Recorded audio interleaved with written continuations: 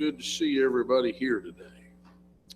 Most of us are beginning to recover from winter malaise. It's supposed to be 65 by services this evening. You'll be happy to know that, Rita. And it's good to see all of you. I'd like for you to turn to Romans 1 with me. And we're going to start in verse 13. Now I would not have you ignorant, brethren, that oftentimes I purposed to come unto you, but was prevented thereunto hitherto, that I might have some fruit among you also, even as among the other Gentiles. I am debtor both to the Greeks and to the barbarians, both to the wise and to the unwise. So much as in me is, I am ready to preach the gospel to you that are at Rome also. For I am not ashamed of the gospel of Christ, for it is the power of God unto salvation, to everyone that believeth, to the Jew first, and also to the Greek. Paul says, I am debtor. And I believe that that's an important point that we can make in this particular lesson, which I don't think I have up here on the screen. There I do. I am debtor. This is a lesson on responsibility. Now, I put this down here. Every now and then, some husband refers to his wife as his ball and chain. And we all think, oh, what a terrible thing to say. But that is a certain truth to it. There are a number of people and things that we are chained to in life. And we owe them. We are debtor to them. And so this is a lesson on responsibility, actually. We have various responsibilities. For instance, in Romans 13, the Lord says one of our principal responsibilities is something much like the song that we just sang. Romans 13, we'll start reading in verse 7. Render therefore to all their dues, tribute to whom tribute is due, custom to whom custom, fear to whom fear, honor to whom honor, owe no man anything but to love one another. For he that loveth another hath fulfilled the law. This, thou shalt not commit adultery, thou shalt not kill, thou shalt not steal, thou shalt not bear false witness, thou shalt not covet. And if there be any other commandment, it is briefly comprehended in this saying, namely, thou shalt love thy neighbor as thyself. Love worketh no ill to his neighbor. Therefore, love is the fulfilling of the law. I am debtor, Paul said. I have a debt. I cannot satisfy it. I might try to pay it, but I will never fully satisfy it. I am debtor both to Greeks, to barbarians, and to Jews. So, if I should pay all my debts to the government, I need to pay my taxes to the car company, I need to pay my bill to my mortgage lender, I need to pay my mortgage, and so forth, through a host of other bills that we all have, our credit cards and so forth. I'm paying those. But the one that I'm in debt to is the obligation of love, and I will never manage to satisfy that.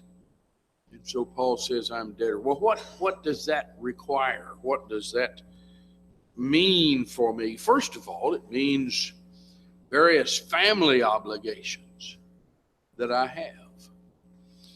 One of those is to my parents. You won't satisfy this one. You won't say, well, that's enough. I've shown you enough honor. Ephesians 6 in the first 3 verses. Children, obey your parents in the Lord, for this is right. Honor thy father and thy mother, which is the first commandment with promise, that it may be well with thee and thou mayest live long on the earth. You won't satisfy that. You won't get past it. It's a relationship that's going to exist, and you are debtor and will be debtor to your parents. Sometimes our parents are wonderful parents and make that service and the payment of that debt easy. And sometimes not. A good friend of mine, happens to be an elder in a church now, came to him at one time and said, "John, I don't know what to do." He said, "My father left my mother and I when I was just a child, and I haven't seen him since. How in the world can I be expected to honor my father? He's grown old now and he needs help. What should I do?" And I told him it isn't required of your father that he be honorable. It's only required of you that you honor him. It's not required of all the world, the Gentiles and the barbarians and the Jews, to be lovable. It's only required that we love them. And it's something that we have to accept. It is a debt we owe, whether our parents were wonderful parents or not. But you might think about that, parents, that you might make that service easy and a pleasure.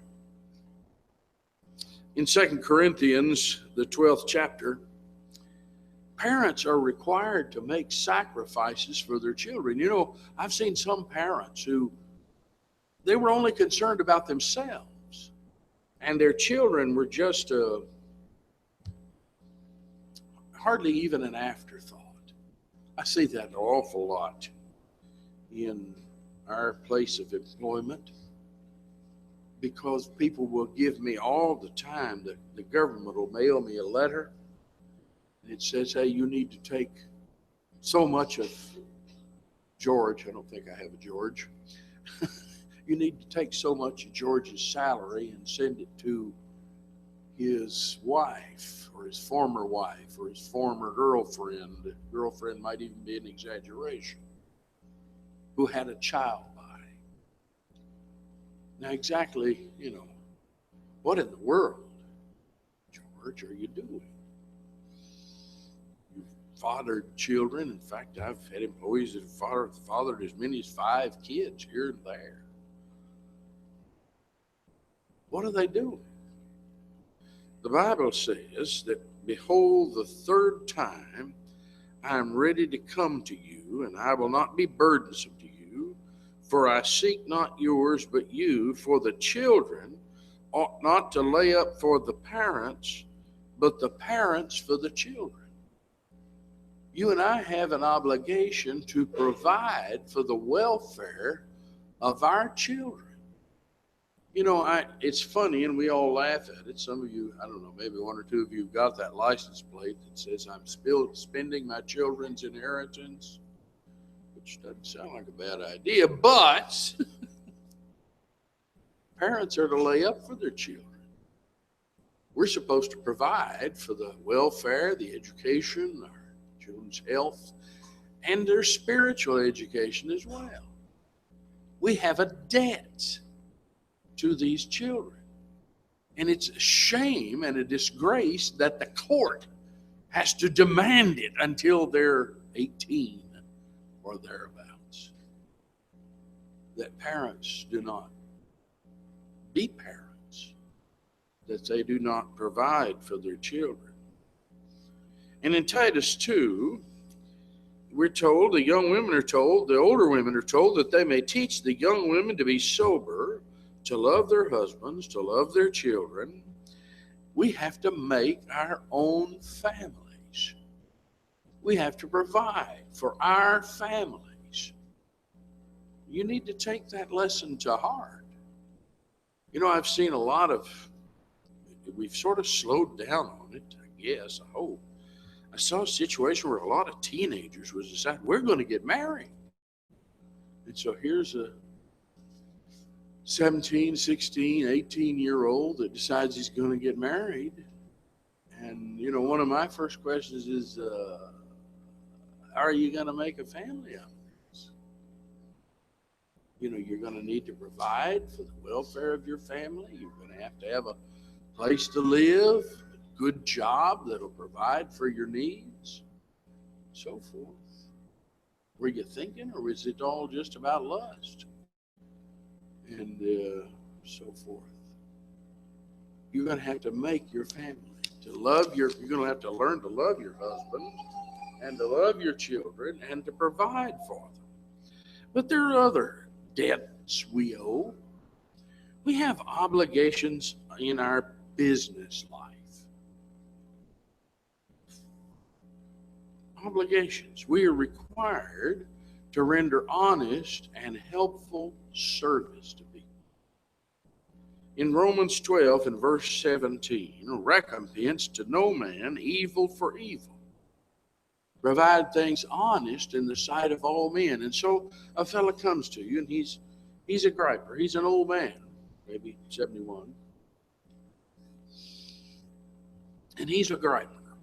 And he grumbles and gripes and fusses at you all the time. And you're just disgusted with him. You say, I'll teach him.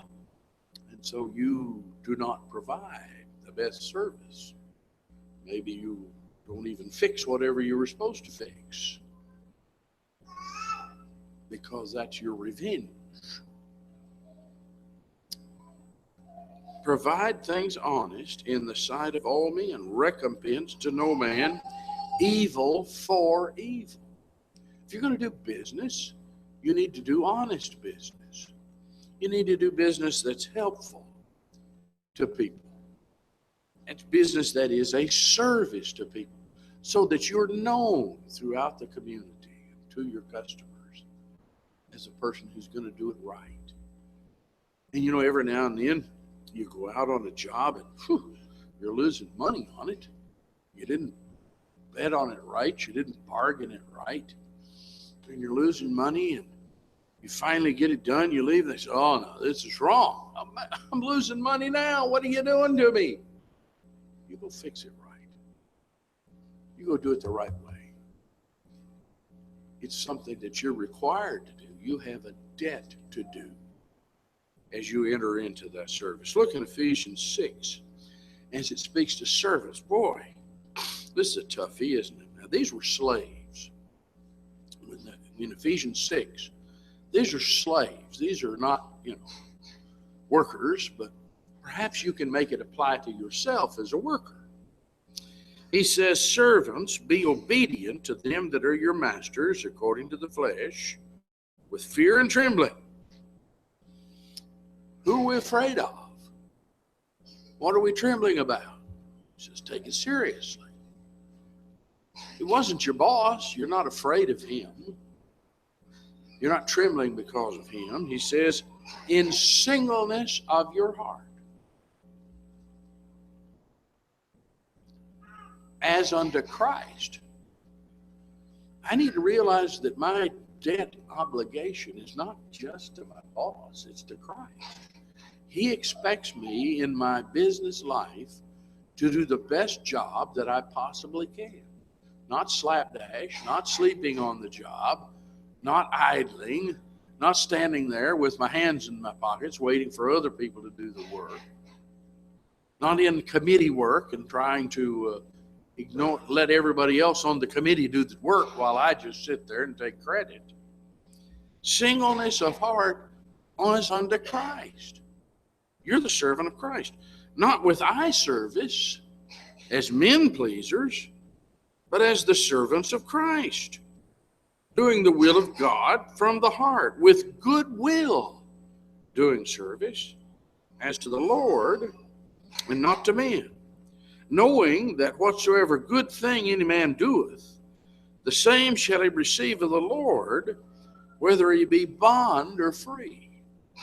And ye masters, do the same things unto them, forbearing threatening, knowing that your master also is in heaven, neither is there respect of persons with him. Okay, Michaela, you got the cough. Did you use up that cough drop I gave you? Want another one? Come on up here. I brought these for me. I have a cough too.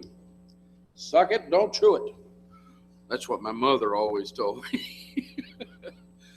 Okay, I think we're covered. I got a little bit more, but you might make that one stretch out a little. All right. We're serving the Lord. We're serving Christ. We're not serving the guy. And the Lord expects us to do service, to do honest, helpful, generous, kind service, and to do our best, whether we're bond or free, whether we're bound. I don't have enough for all of you, so don't try coughing to get another cough drop out of me. Whether we're bond or free. And you need to strive to give what's needed. You know, a lot of times people come in and they say, well, I want this. Well, I love you, sir. You're a great guy, but that's not what you need. you know, when I go to the dentist, I tell the dentist, here's what I want. I don't think you need that. You need something else. Or I go to the doctor and say, hey, here's what I want. Just write out the prescription for me. I'll tell you what to write. No, you don't need that. You need something that's better, more important, or you've made a mistake about your notion of your disease. You need to supply what's needed rather than what's wanted. You know, when you kids go to school, what do you want? Well, we want to play on our computers all day. We want to have, at least 3 or 4 hours of recess. And in a year or two, we want to be able to talk to the girls most of the time. You there yet? Talking to the girls most of the time? Not most of the time. Oh, we've come up to some of the time. All right, there's been a graduation here, but that's not what you need in school. Your teacher would be glad to inform you of that on the first day. You're here to learn some things. That ought to be true throughout our lives. We give what people need. We're providing. We're as a supplier. A lot of people see their business life as just as competitors. We got to beat that other guy. No. We got to supply good service, a good product, at a good price. That's our function in life. I have a debt to the people that in my business life. As an employee, as a businessman, that's what I need to do.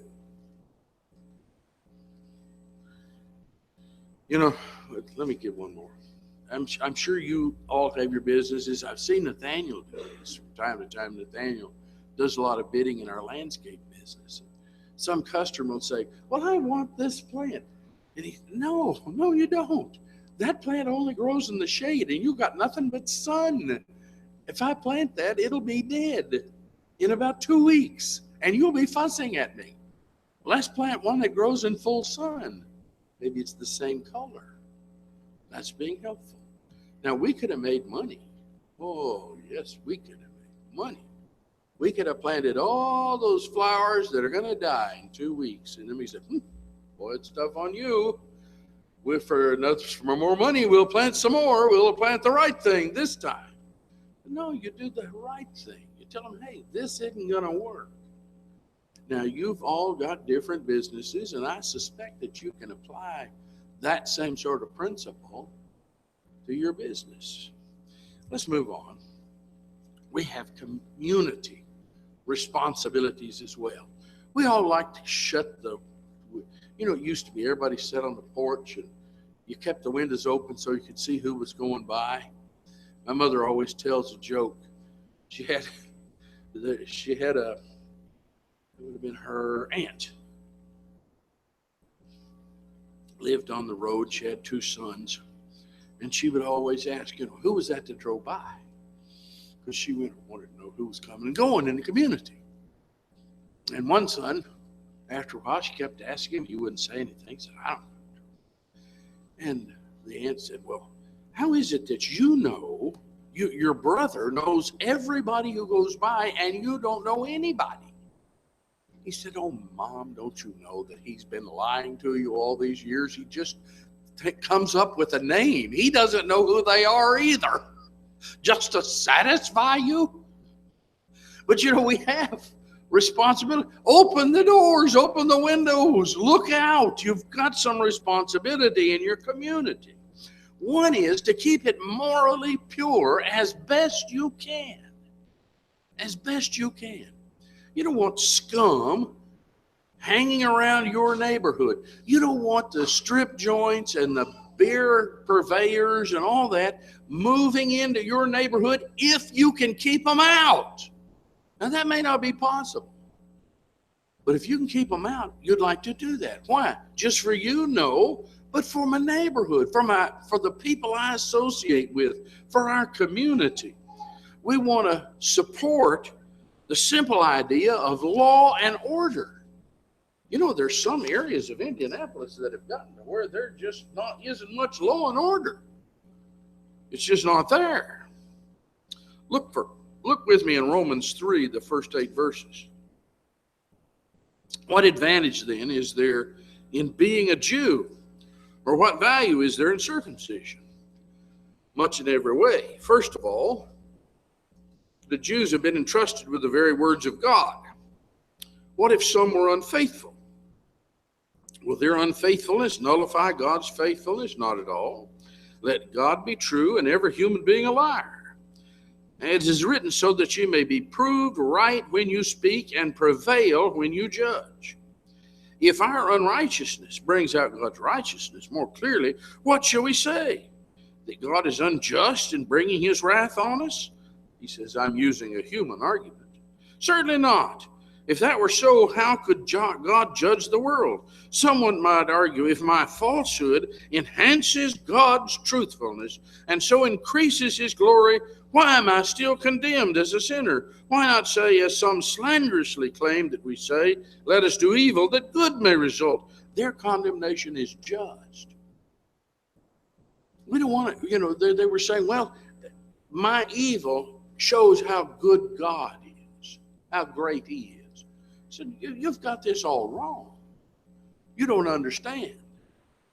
You have an obligation to your community to stand against law, stand for law and order, law and authority, to be in favor of it for your community. There's not anything good going to happen when you're sitting down and allowing your community to degenerate into chaos. So maybe there's neighborhood watch. Maybe you want to join that. When you hear that guy, when you hear those people shouting and hollering and shooting, you might call the cops. Well, they're not shooting at me. Well, they're shooting at someone or something. Show a little concern about it. Somebody may be in trouble. We need to provide for our present welfare, how things are right now. This is in 1 Thessalonians 4. Here I want you to notice verse 10. Indeed, you do it toward all the brethren which are in all Macedonia, but we beseech you, brethren, that you increase more and more, that you study to be quiet, and to do your own business, and to work with your own hands as we commanded you. Don't be the neighborhood gossip. Don't be a troublemaker at your business. Don't be a difficulty in the community. Don't be the rabble rouser, that you may walk honestly toward them that are without, and that you may have lack of nothing. He says, you do your work, you come home, you behave yourself. You don't need to be out blocking the roads, protesting. You don't need to be raising sand in the air. You need to provide for the present welfare of the community. But in addition, we need to provide for our children's future. We have a debt obligation to that. You know, in our homes, in our farms, in our community projects, we need to provide for their future. What is Indianapolis? You know, I've been known to say to my wife, boy, things are in a mess, but you and I won't be here much longer. But our children will be. And their children. And so I sure would like to get good schools. I'd like to have a safe community. I'd like it to be clean. I'd like it to be orderly. I'd like it to be respectful. And so I'd like to take care of my property. I'd like to take care of my home so that I can pass on something to them. I'm not selling all that junk that's in that home. That's your job, kids. But I need to provide for them. Aren't you concerned what it's going to be like 20, 30, 40 years from now? I won't be here, I don't think. At least I'll be very old and drooling by that time, but my kids will be. And so in 1 Timothy 2, the first 3 verses, I exhort, therefore, that first of all, supplications, prayers, intercessions, and giving of thanks be made for all men, for kings, and for all that are in authority, that we may lead a quiet and peaceable life in all godliness and honesty. I want a peaceable life now, and I'd like for my kids to be able to lead a peaceable life when they come to their maturity. Wouldn't you? For this is good and acceptable in the sight of God our Savior. We are debtors to the Lord as well. You know, religion involves many of the things that we think afflicts us. There are many things that are social. We have such epidemics, social epidemics these days. We have lost all sense of morality. Used to be they didn't drink booze on TV. Nowadays they've quit smoking on TV, but they've started boozing. I'm not sure which is better. Used to be we didn't hear a lot about immorality, about adultery, about fornication, but there it is. It's just constantly around us socially. I suspect that that all of you in here have relatives who've been divorced, many of them remarried. I suspect that nearly everyone in here is aware of the homosexual problem in our community. We're aware of the laws that have been passed. And so the gospel of Jesus Christ applies to many of those social ills. You want a better society? Read your Bible. Start living the way it directs. You have an obligation to help your neighbors and your friends by teaching them the truth, and you'll help our society in the process. But then these days we've gotten all psychological. You know, everybody's depressed. I never saw so much depression. We take pills for it. Our kids are wild as March hares, and we give them pills for that. Used to be you just tanned their hides and they sort of behaved when they were around you. They got used to having that, and they were better behaved. Nowadays, we give them pills for that. So it's a psychological problem. Well, the Lord has directions for that. And you're a debtor to try to teach that. You know, when your neighbor is pouring pills down everybody's throat, everybody in the family is on drugs or alcohol, or maybe some prescribed and some not. You know, have you thought about helping them out a little bit? You have a debt. It's a debt to the Lord to help people with those things. We've got your neighbors really, you know, they don't think it, they don't maybe always realize it, but we've got a sort of inborn urge to worship God somehow or another and to depend on Him for our support and for our guidance. And that furnishes us with a motive for living correctly because we have that urge that He created us with. We have the responsibility of honoring our Creator in life. Yes, I know that there's an element in our society that's ridiculing the whole idea of worshiping God and honoring our Creator. The whole idea of there is a Creator, but Are you going to give up to that and let it just wash over you? Let that wave of unbelief and infidelity wash over you? Is that helping the society? Is that helping our social ills and our psychological ills? No, because the help is the thing they're rejecting. It saves our souls. We owe others the light that we've learned. You know, in our living room, there's one light. Well, there's one light that I can tolerate. And you know, if the wife comes in, she moves the shades where she can see.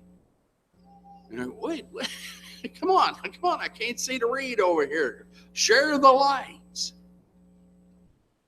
Are you willing to share the light that you've learned? You know, you work with people every day.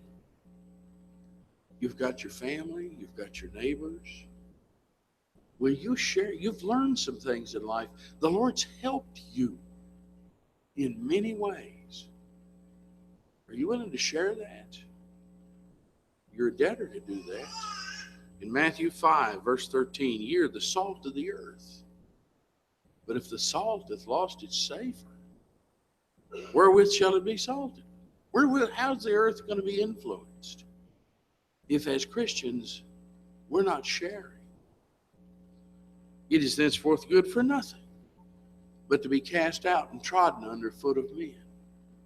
Ye are the light of the world. A city set on a hill cannot be hid. Neither do men light a candle and put it under a bushel, but on a candlestick, and it giveth light unto all that are in the house. Let your light so shine before men, that they may see your good works and glorify your Father which is in heaven. We're debtors. We're debtors. And we will never in our lifetime satisfy that debt. Finally, this morning, Jesus paid a debt he did not owe. He had committed no sin because we owed it. We owed a debt we could not and will not ever pay. If you're here this morning and you're not a Christian, I invite you to come and accept the blessing of that sacrifice he made and accept the obligation that it brings to you. Come while we stand and sing.